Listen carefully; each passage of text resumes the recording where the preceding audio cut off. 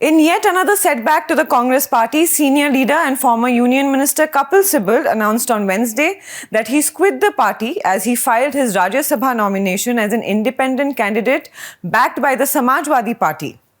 Putting a rest to questions about joining the SP, Sibal said that he's going to remain outside the folds of any party as of now and will continue to aid the opposition in its fight against the BJP.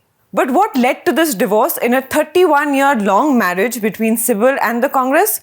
Well, let's turn back the wheels of time to 2020, when a group of 23 leaders in the Congress, including Sibal, now known as the G-23, wrote an open letter to Congress President Sonia Gandhi after the party's crushing defeat in the 2019 Lok Sabha elections. In the letter, the G-23 called for an active and visible leadership and also a complete organizational overhaul within the party system. However, since this letter, this group of 23 has become smaller, more scattered, and seems like it lacks teeth. But we'll get to that in just a bit. Coming back to Sibal, while the G-23 seemed to go relatively soft on the Gandhis after the letter, Sibal was unrelenting. In August 2021, in what he called a celebratory dinner for his 73rd birthday, Sibal invited a group of opposition leaders to his home. The leaders in attendance included NCP Chief Sharad Pawar, TMC's Derek O'Brien, Shiv Sena's Sanjay Raut, Omar Abdullah of the National Conference, and many others, including some senior Congress leaders. At the time, it was reported that there was extensive discussion at this dinner party on how the Gandhis should move away from the party's leadership to make it stronger, thereby making the opposition stronger. For obvious reasons, this did not go down well with the Congress High Command.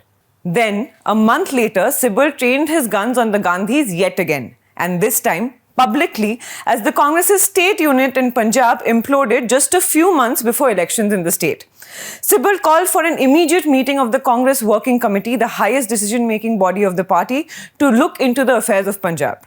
He also wondered who exactly is calling the shots in the party if it did not have a full-time president. He then made a statement which later went on to become one of his most quotable quotes. He said, "We are the G-23, not the G-Huzur 23. Sibal's last salvo against the party came in March 2022 after the Congress was routed in the state elections in 5 states, including Punjab. Right after, Sonia Gandhi convened a 4.5-hour-long meeting of the CWC in which the committee unanimously said that it reposed faith in Sonia Gandhi's leadership, asking her to, and I quote, lead the party from the front. This is when Sibal made an explosive and scathing statement against the party high command. He said that the Gandhis should move away from the party's leadership and give someone else a chance. He also said that if the leadership did not see the party's decline in the last 8 years, then they must be living in cuckoo land. It was at this CWC meeting that the Congress planned its Chintan Shivir, which Sibal eventually gave a miss. The Print has learned that before the Shivir, which took place between 13th and 15th of May in Udaipur, Sibal had called a meeting of the G-23 at his residence and had informed them that he was quitting the party in order to go solo. The reason, as per a G-23 member that the Print spoke to, was that absolutely nothing had moved forward in the last 2 years, neither with the party nor with the G-23. As for the latter, who or what constitutes the G-23 now is still a question mark. 3 of the original signatories, Jitin Prasada, Yoganand Shastri and Sibal himself, have quit the party, while others like Mukul Wasnik, Shashi Tharoor, Bhupinder Huda, Virappa Moily and Ghulam Nabi Azad seem to have reconciled with the Gandhis.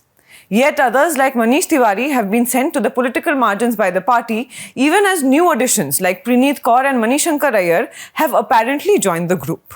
But the problem, as many leaders of the group privately admit, is that much like the party has been unable to implement its organizational changes, the G-23 has been unable to implement or register its protest.